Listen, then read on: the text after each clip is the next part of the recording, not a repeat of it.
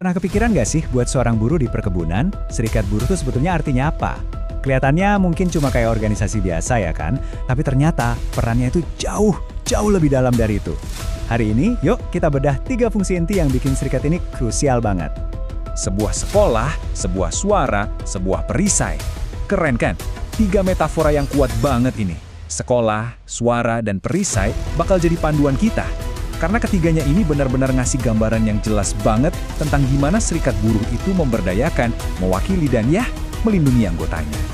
Oke, jadi biar kita satu pemahaman, secara definisi, inilah yang kita omongin.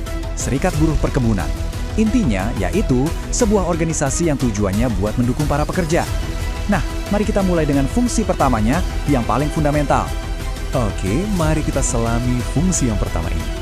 Idenya itu sebenarnya sederhana, tapi dampaknya luar biasa. Jadi, serikat buruh itu lebih dari sekedar tempat kumpul-kumpul loh, bukan sama sekali. Ia adalah sebuah ruang untuk bertumbuh dan belajar.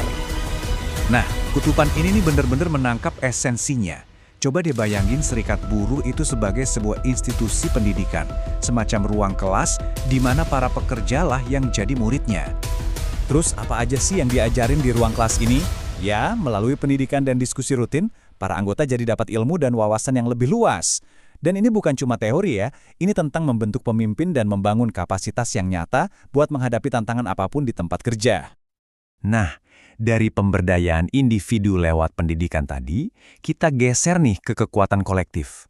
Gimana ceritanya satu keluhan dari satu orang bisa diubah jadi sebuah gerakan bersama? Disinilah fungsi kedua berperan.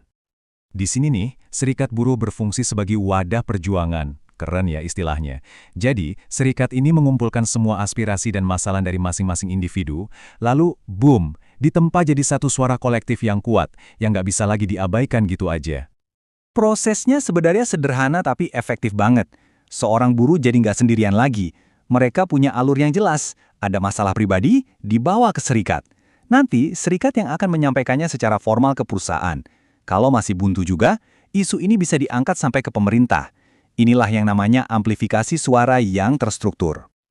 Oke, fungsi terakhir. Ini semua soal perlindungan, keamanan, dan keadilan. Kalau tadi pendidikan itu ibarat pedangnya dan suara itu megafonnya, nah, yang ini adalah perisainya. Metafora payung hukum ini pas banget. Coba bayangin, serikat buruh itu seolah membentangkan perisai hukum yang kokoh di sekeliling anggotanya, melindungi mereka dari hujan ketidakadilan atau pelanggaran hak. Dan cara kerjanya begini, ada 3 lapis perlindungan. Pertama, melindungi hak-hak yang udah ada. Kedua, mempertahankan anggota kalau ada sengketa. Dan ketiga, secara proaktif memperjuangkan hak-hak yang lebih baik lagi. Jadi ini perisai yang nggak cuma nangkis serangan, tapi juga bisa mendorong maju. Sekarang, mari kita satukan lagi ketiga fungsi ini supaya kita bisa lihat gambaran besarnya.